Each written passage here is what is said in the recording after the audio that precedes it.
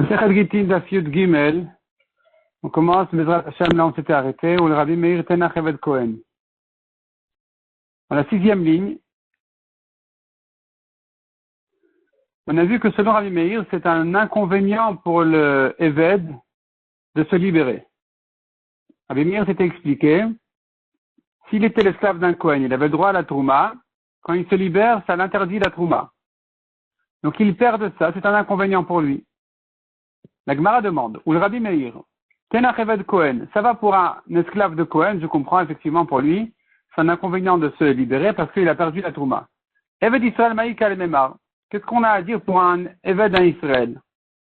Celui-là, de toute façon, il n'a pas droit à la Trouma. Donc qu'est-ce qu'il a perdu de se libérer? Comme on a vu en haut, de toute façon, le maître n'a pas l'obligation de le nourrir.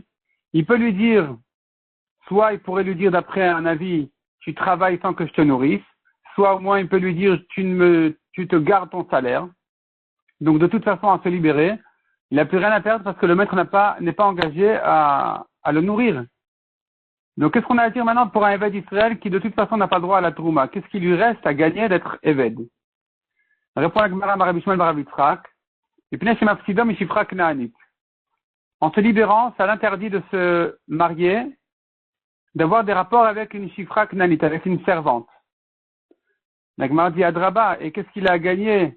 Qu'est-ce qu'il a gagné de rester avec sa servante? Au contraire, en se libérant, il a le droit de se marier avec une juive libre. Donc il a gagné de ça. Il s'est amélioré. Répond la Gemara, Avda Besker Anichale. Un Eved ne cherche pas de discipline, au contraire. Il cherche le Esker, il cherche que tout soit jeté, abandonné. Il cherche pas de règles ni de limites. Et donc il préfère une servante parce que Zil, elle est méprisée. Pour lui, elle est facile, elle est accessible facilement. Il n'y a pas de respect à garder. Il n'y a pas de loi. Shrichale, elle lui est proche et fréquente et facile à accéder. Prisalé, et aussi, elle ne garde pas des lois de Tzniut. Elle est comme ça, jetée, abandonnée, et donc, finalement, il la préfère. L'Eved préfère rester Eved pour que la servante lui soit accessible et permise, plutôt que de se libérer et de devoir garder des règles et des lois de mariage. Mishnah suivante. Un homme a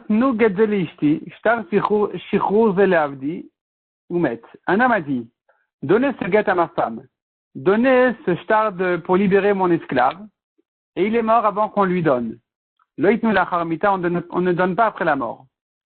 Mais s'il a dit donner un mané à un tel et il est mort celui qui voulait donner, on peut donner après sa mort. Il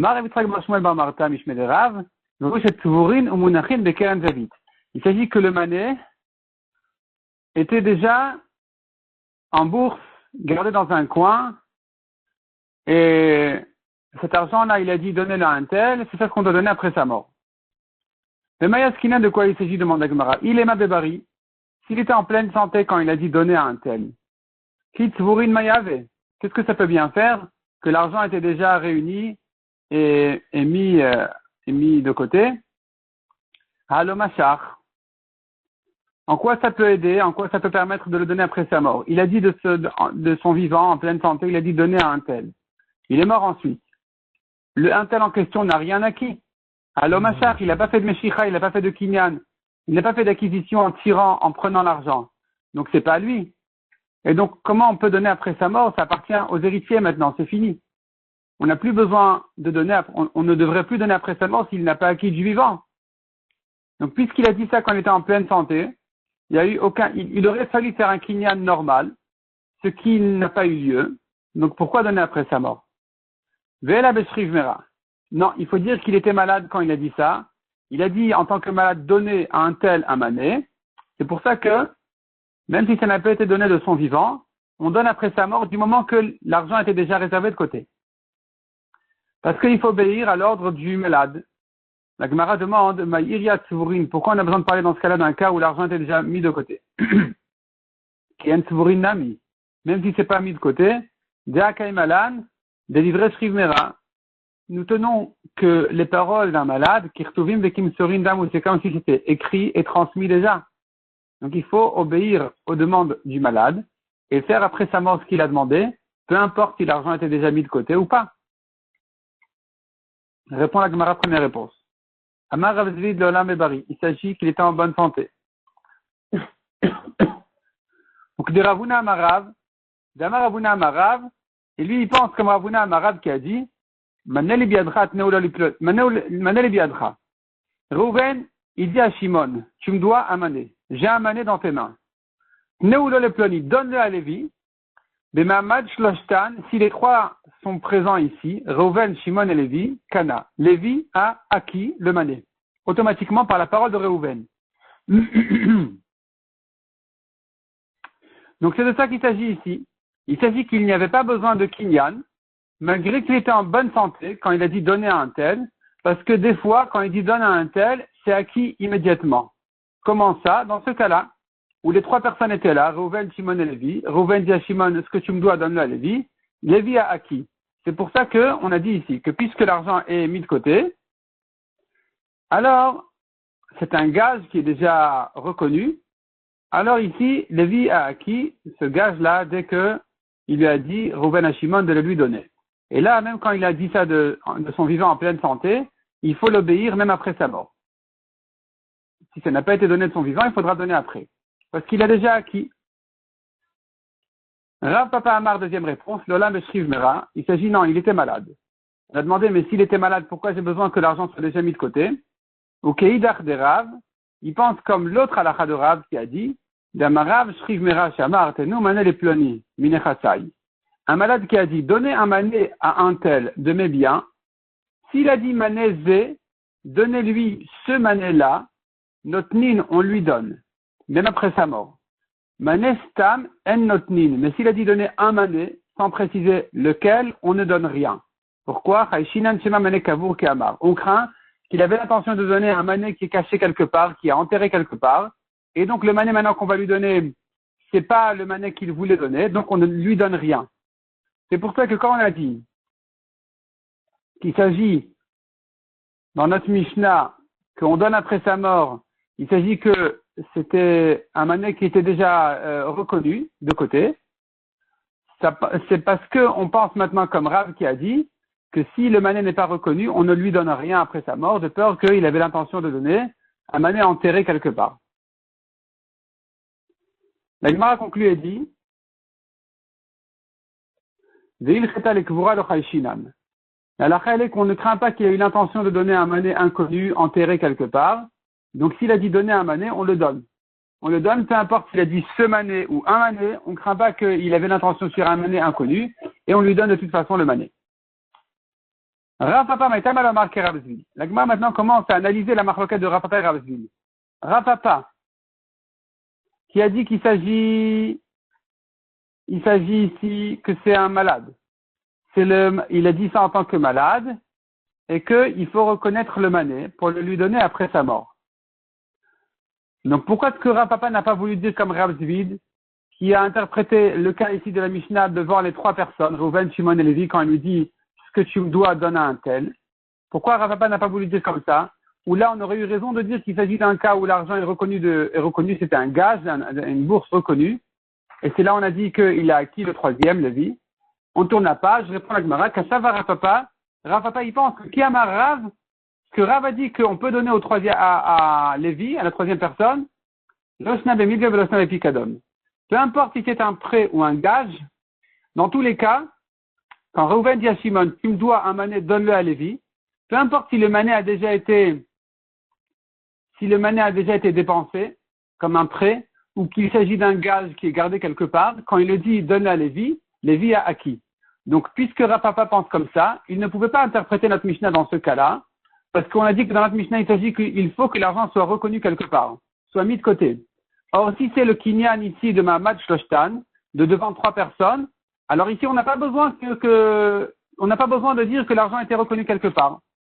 Même si c'est de l'argent qui a été déjà dépensé, comme un prêt, eh bien, Lévi a acquis. Donc, on devrait le lui donner même après la mort de Reuven. Donc, c'est pour ça que Rav Papa n'a pas voulu dire notre Mishnah dans ce cas-là. Rav Zvid Maïtam à la marque Rav Papa. Maintenant, pourquoi Rav Zvid n'a pas voulu dire comme Rav Papa? Rav Zvid, lui, qui a dit qu'il s'agit de Mamad Shloshtan. Rav Zvid qui a dit qu'il s'agit de Reuven, Shimon et Lévi et toute l'histoire avec eux. Pourquoi il n'a pas voulu dire comme Rav Papa qui a dit qu'il s'agit d'un malade? Il te dit, répond Agmara. Donc, l'homme ituk mamatnitin veshriv mera. Notre Mishnah ne parle pas d'un malade. Mimaïdou, je sais. Midektane, parce que dans notre Mishnah, on a enseigné. Celui qui a dit donner un guet à ma femme ou un shtar pour libérer mon esclave, et il est mort. L'oïdnou la charmita, on ne donne pas après sa mort. Donc, je comprends de là que de son vivant, on aurait donné. On aurait donné alors qu'il a dit, pas alors. On aurait donné parce qu'il a dit donner. Donc, Tama Demet, la raison pour laquelle on ne donne pas Demet, parce qu'il est mort. Hamechaim Notnin, mais de son vivant, on aurait lui donné. Pourquoi? Parce qu'il a dit donner. Tama Damartnou, on ne donne que parce qu'il a dit donner. Alors Amartnou, mais s'il n'a que dit écrivez, il n'a pas dit donner, et Notnin, on n'aurait pas donné. Et donc ça ne peut pas parler d'un malade. Ça, c'est que quelqu'un qui est en bonne santé, quand il dit écrivez un guet à ma femme, on ne lui donne pas. On l'écrit si on veut, mais on ne lui donne pas. Parce qu'il n'a pas dit donner. S'il s'agissait d'un malade, dès qu'il a dit écrivez, on écrit et on donne. On dit qu'il a oublié de dire de donner, à cause de sa maladie, il est tellement inquiet de sa situation qu'il a oublié de dire, de préciser donner. Donc c'est ce que dit la Gemara, ou Shriv Mera, alors que pour un malade, Afalgav de la Martnou Notnid, même s'il n'a pas dit donner, il a dit écrivez, il n'a pas dit et donner, on donne. Betnan Barishona Yomrim. Nous avons une Mishnah qui dit qu'au début on disait Hayotse Bekolar, celui qui est condamné à mort. Et que donc il est pris maintenant pour être tué. Ve'amar kitvu get leishti. Et il a dit en chemin, écrivez un get à ma femme. Il veut la libérer du hiboum, donc il veut la divorcer de son vivant. Il leur dit, dépêchez-vous, écrivez un get à ma femme. Il n'a pas dit écrivez et donnez. Arelu irtevu veitnu. On se dépêche à écrire et à donner avant sa mort, parce que quand il a dit écrivez, il veut dire par là écrivez et donnez. Il n'a pas la tête suffisamment, l'esprit suffisamment présent pour dire écrivez et donnez. Chazrou lomar. Ensuite, les Chachamim ont ajouté et ont dit, Afamefaresh, même quelqu'un qui part en bateau, il prend la route pour un long chemin très loin, il ne sait pas quand il va revenir et si il va revenir. Ou bien il part en groupe, il part dans les déserts et tout ça, il ne sait pas ce que ça va devenir, et il veut donc libérer sa femme.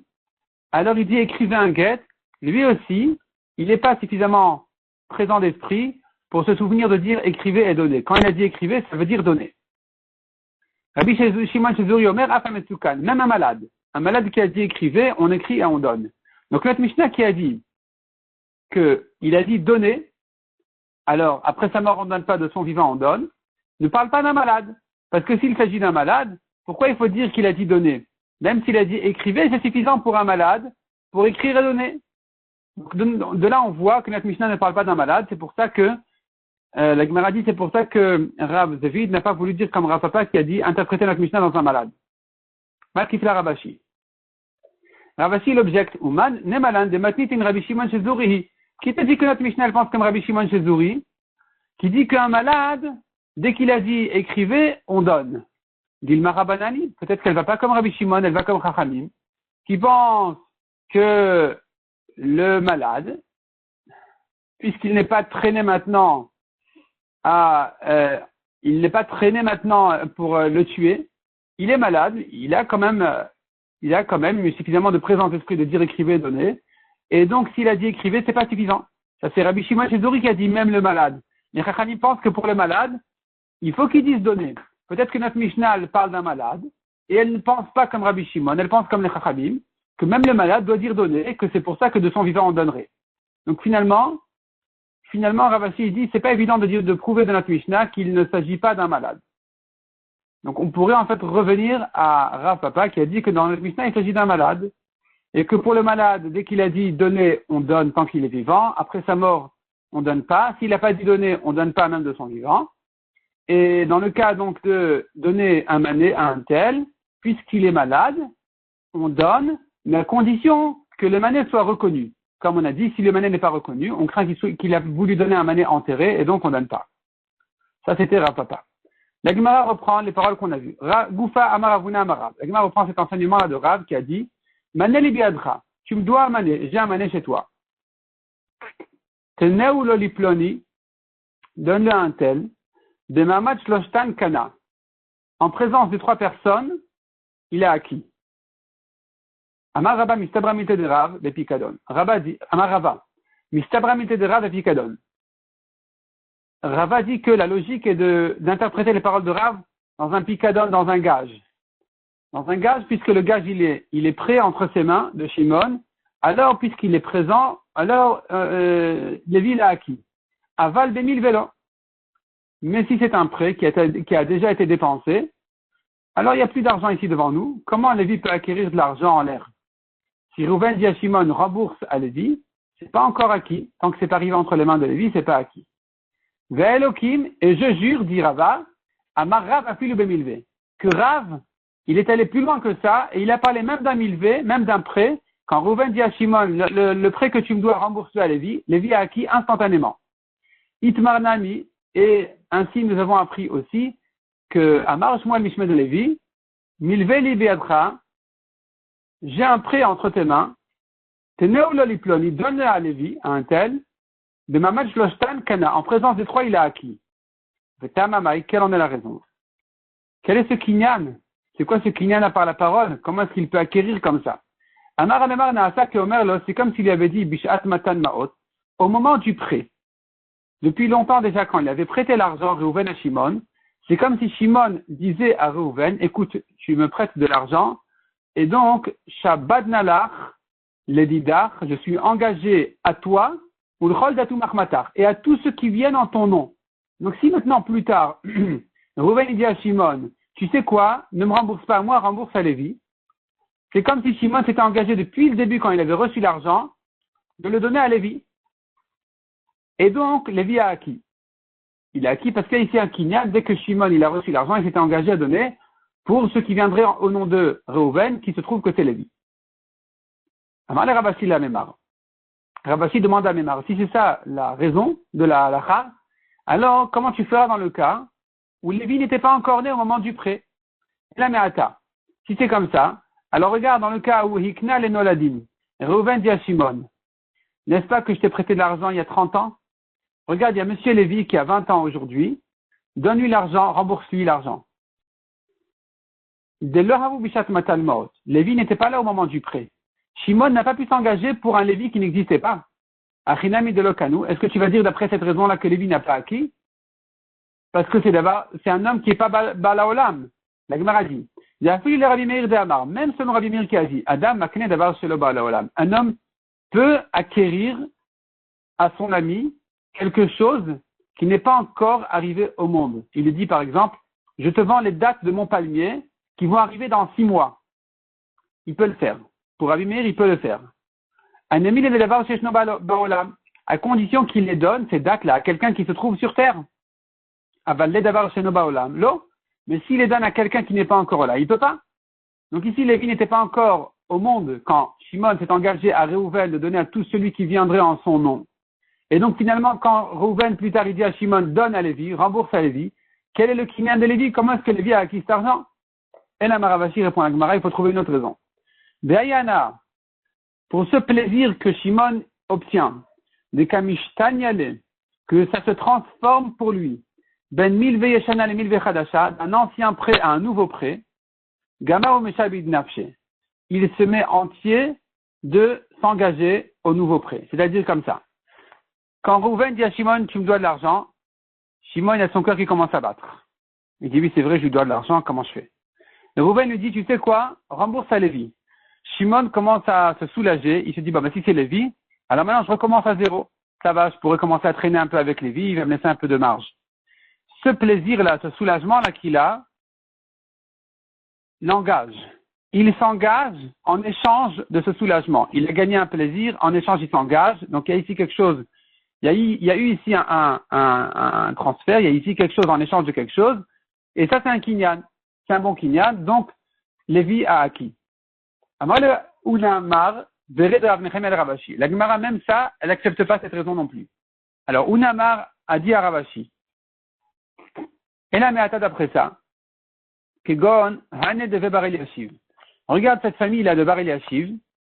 Des kafte veshakle altar. Quand ils méritent de l'argent, kafte, ils attachent la personne et ils prennent l'argent tout de suite. Il n'y a pas de patience, il n'y a pas de marge, il n'y a pas de temps. Tu me dois, tu me donnes. Achinami de Lokanu. Est-ce que tu vas dire que si maintenant, Reuven dit à Shimon, tu me donnes de l'argent, donne à Bar Eliashiv. Alors tu vas dire maintenant, Shimon n'est pas prêt à s'engager à Bar Eliashiv. Au contraire, il préfère rester encore à traîner chez Reuven, plutôt que d'avoir affaire à Bar Eliashiv qui va le frapper pour prendre l'argent tout de suite. Et alors, qu'est-ce que tu vas me dire ici? Comment ça marche ce kinyan? Est-ce que ici ça marche pas?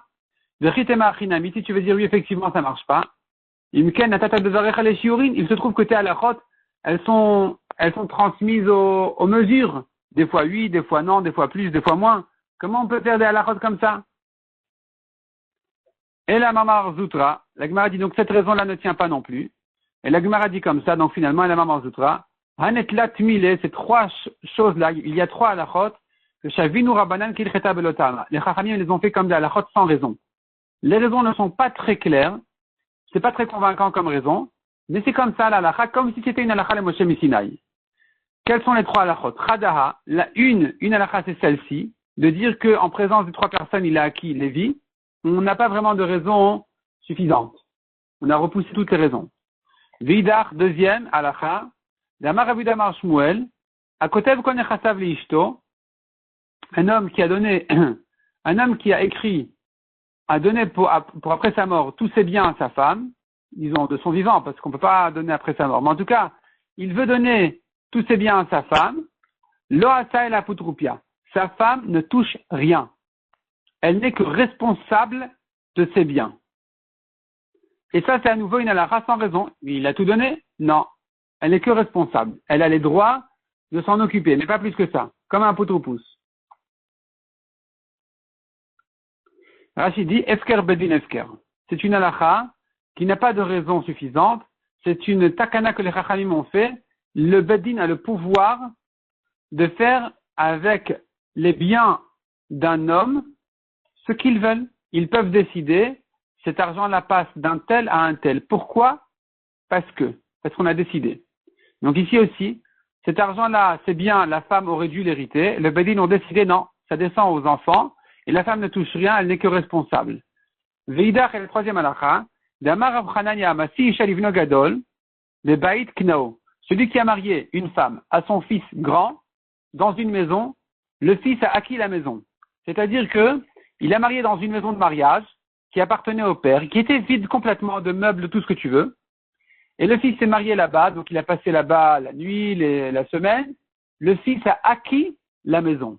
Et à nouveau, c'est une halakha sans raison, comme une halakha le Moshe Misinaï.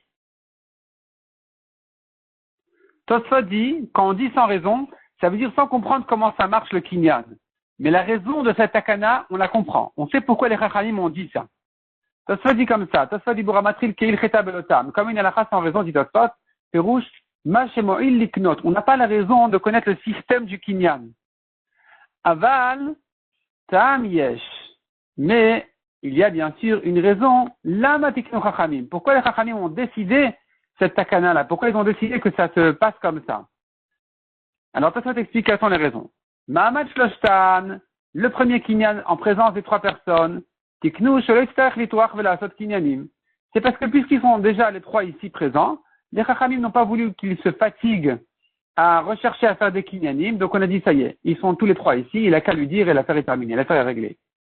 Ou bien, dans le deuxième cas où un homme a donné ses biens à sa femme, on dit sûrement il n'a pas voulu vraiment donner ses biens. Mishum de le shavik livré, veyaïv l'achriné. Un homme ne laisse pas ses enfants pour donner à d'autres. Sa femme, c'est comme quelqu'un d'autre par rapport à ses enfants. Les enfants sont héritiers, pourquoi donnerait-il à sa femme? Et donc, vendech la sotken, c'est pas normal de faire comme ça, et là, le chalek la kavod. Ce n'est que, sûrement, il n'a que voulu l'honorer en tant que respect pour sa femme, ou le manota aputrupia, et de la nommer responsable des biens, qu'elle ait le droit de les vendre, d'en faire ce qu'elle veut, pour le bien des héritiers, qui soient eux les propriétaires. Ça, c'est la raison. Ou Masi Shalivno, et la troisième halakha d'un homme qui marie son fils dans sa maison, que She'av Masir Kol Mashiach Aminabayit, puisque le père a retiré tout ce qui lui appartenait de la maison. Samcha le data de ben. Alors le fils, il se dit sûrement que mon père a voulu me laisser la maison. Et c'est comme ça que les Chachamim m'ont dit, si c'est comme ça, alors ça va marcher comme un kinyan. Kedem Feresh, j'ai peur que Mishimet, comme la Gemara l'explique dans Baba Batra. Donc ça, c'est la raison pour laquelle les Chachamim ont fait ces trois takanot. Mais le système, on n'a pas vraiment compris quel est le kinyan ici. Parce que Rachid dit un peu esker, bedin, esker. Le bedin ont le droit de faire des takanot sur de l'argent des gens. Et selon les raisons des Chachamim, ils peuvent décider que voilà, un tel donne à un tel et ça marche. Ça marche. On apprend des psukim que le bedin a ce pouvoir.